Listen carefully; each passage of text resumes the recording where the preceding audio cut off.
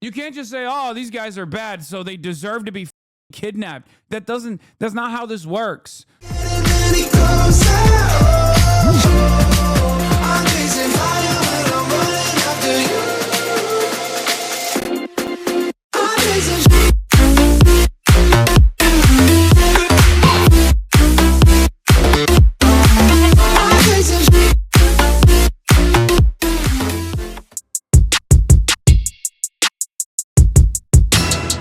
Venezuelan people could actually have an elected leader. And Martha, a foreign leader captured, flown out of the country. Just how unprecedented is an operation like this from the U.S. perspective?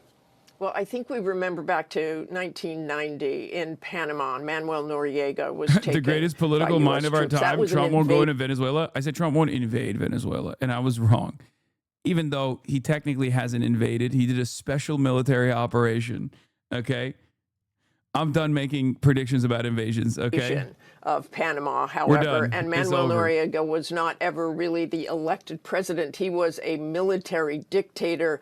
He eventually surrendered. He went to the This is not once, but the second time where I have assumed that someone would not be an absolute psycho. Another right-wing psychopath who I thought would have at least follow, I don't know, logic or reason. See, the Holy... Yeah, Trump won't invade Israel is what I'm saying next. Trump will not invade Israel. The embassy, the Vatican embassy, and hid out there for about 10 days before he surrendered. I also want to bring up Juan Hernandez, who was in Honduras, and he was convicted of drug trafficking. In fact, the Justice Department said he was at the center of the largest and most violent drug trafficking conspiracy in the world, helping to bring 400 tons of cocaine into the U.S. He was recently given a full pardon at the end of November by President Trump. So we have that convicted criminal who was released by President Trump, and now overnight, this arrest and capture of Venezuela's president. Yeah, we've seen a number of people pointing out that contradiction. And Steve, the Trump administration also has accused Maduro himself of narco-terrorism. Why then has there been this recent escalation? You were wrong from the start. CIA was already there in 2025, so that was a dumb prediction from the get-go. No, I know that the CIA was there. What the f are you talking about? Donald Trump literally admitted to bombing Venezuela already, like Venezuelan landmass.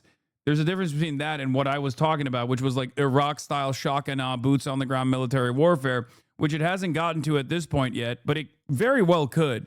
So if you want to be serious about the thing that I'm talking about, that's what I mean. But to be fair, I did not think that they would also be insane enough to go in and do a kidnapping of the head of state. Yes, that chatter is right. Yes, last year, the CIA was already inside of Venezuela, as Trump openly admitted. And not only that, but they also blew up I don't know if it was a refinery or not. They blew up something on Venezuelan soil already, which the Venezuelan government was trying to hide. And then the Trump administration, well, not even the Trump administration, but Trump basically admitted it on a phone call. With Venezuela. Well, the Trump administration has an idea that they call the Trump corollary, and that is an extension of the old Monroe Doctrine. That is a re-emphasis on security in the Western Hemisphere. And so the White House sees Venezuela as the source of many problems, not only in South America, not only in the Western Hemisphere, but around the world because of their connections to Hezbollah, to the oil that gets shipped offshore and helps keep the Russian war machine going in Ukraine. And so given the connection between drugs and illicit oil transfers, the administration says now is the time to stop this, because the next step is where does the Cuban... Dude, the media is going crazy over this. I'm telling you right now, it is.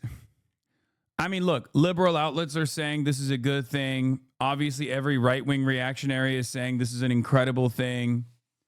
And you know, I guess some Democrats are pushing back, like some Democratic leadership is pushing back a little bit, but not really all that much.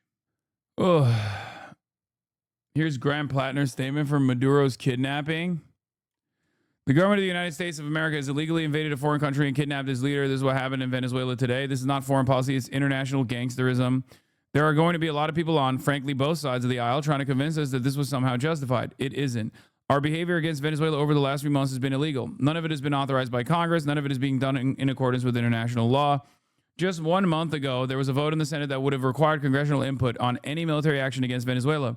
It got voted down 49-51 because Susan Collins cast the deciding vote against a resolution that would have blocked President Trump's illegal actions today. So in the coming weeks and months, wherever this goes, just understand that this is a failure of the American political system. It's an absolute failure of our government and another crack in our fragile democracy. We are allowing an out-of-control rogue government to invade countries and kidnap their leaders. And Republicans in the House and Senate are doing nothing to stop it. Holy f***, this is...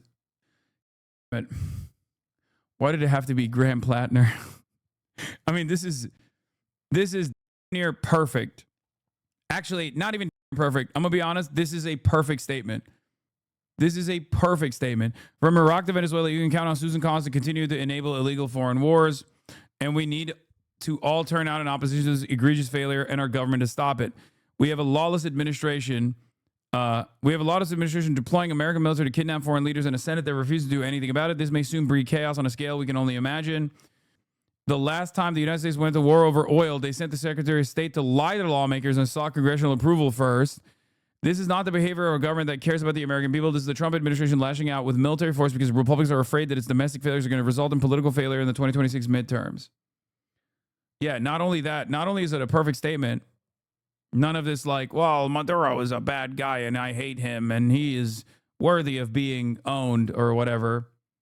But also on top of that, it just straight up ties it back to Susan Collins. It ties it back to like the power of your vote. Because it directly just says unconditionally that the false framing that the Republicans are half-heartedly leaning into is just false. And it's good that people are saying it. It's good that someone is saying it. His Blackwater brain chip must be malfunctioning. Yeah. Anyway. Is CGTN a trustable news? I mean, it's a Chinese state broadcaster. I was on it. You know, state broadcasters are going to be good on international news, but bad on domestic affairs. It's the same as like Al Jazeera. I guess Al Jazeera is a little bit better than BBC on international news, let's be real, or at least Middle Eastern affairs. But anyway, this is not the behavior of a government that cares about the American people. This is the Trump administration lashing out with military force because Republicans are afraid of its domestic failures. To condemn these illegal actions completely. No blood for oil. In solidarity, Graham Plattner. A little over 48 hours into 2026, around 2 a.m. Caracas. What the Fireworks had lit up the night sky for New Year, but now the place illuminated by a series of never-before-seen U.S. strikes on military bases and airports. Military helicopters, including Chinooks, a U.S. Special Forces operation caught on camera phone. Their mission, capture the Venezuelan president Nicolas Maduro and his wife Celia Flores. Chances are the couple were inside one of these helicopters. The U.S. was forcibly deposing a Latin American leader for the first time in this way in over a quarter of a century.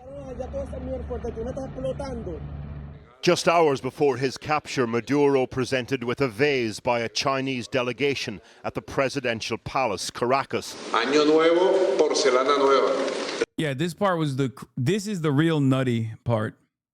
It's honestly incredible that they didn't have any handheld anti-air ready. They could have destroyed those choppers. I know. Which leads me to believe that there is more to the story than we think. Specifically with respect to like who gets to be in charge once the exchange of power takes place. Not even manpads, really. I mean, not even manpads. We're talking about Chinooks. Like, dude, those things literally already explode on their own. Like, no one was shooting at the helicopters. Like, what are we doing? There's a video, a helicopter on top of a building, and it's just standing there. It's just hovering over a building as they're like getting out of the helicopter. As they're like, are you kidding me? You're not even gonna shoot at that with like small arms. I don't know. I think there's something suspicious about it. They had anxiety. They had performance anxiety.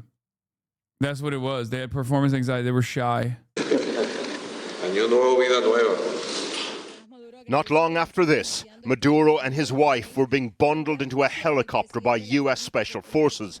They were brought to an American amphibious assault ship. Like they showed it. I think they showed some of the helicopters flying. Like there's no way that they didn't have any manpads. They didn't have any rifles. There are stories of people taking out helicopters with like a bolt action rifle. It's crazy. The Iwo Jima, which was docked off the coast of Venezuela. Trump posted this picture of Maduro on board the vessel, blindfolded and handcuffed. As we speak, him and his wife are being brought to New York City, a journey that would typically take between 3 and 4 days by sea. Today, Donald Trump framed the operation in terms of U.S. dominance in the Western Hemisphere. Overwhelming American military power, air, land, and sea was used. Can't blame you for taking the Reuters word on it. Yeah, I talked about it. The Reuters literally said that sources revealed that I didn't come up with this on my own off of Twitter. I was showing you the Reuters coverage. It's right here. That also leads me. That also is like suspicious because like Trump is also talking about the VP. Like Trump was making it seem like he was in contact with the VP or something, and it was strange because like, what are they trying to do? Are they trying to like invite suspicion? They were saying that she was in contact with Marco Rubio, which I think is odd. To launch a spectacular assault. Oh my Lord, that's not your take. Your take is there's probably drug deals happening. There's also a good argument to be made about resource extraction from Venezuela. No, that's not your argument. That's the argument that you have basically positioned yourself into because you got backed into a corner. And even that argument doesn't stand on any legs whatsoever because there is no comparison between an internationally indicted war criminal that is conducting a genocide and America's foreign adversary that we don't like.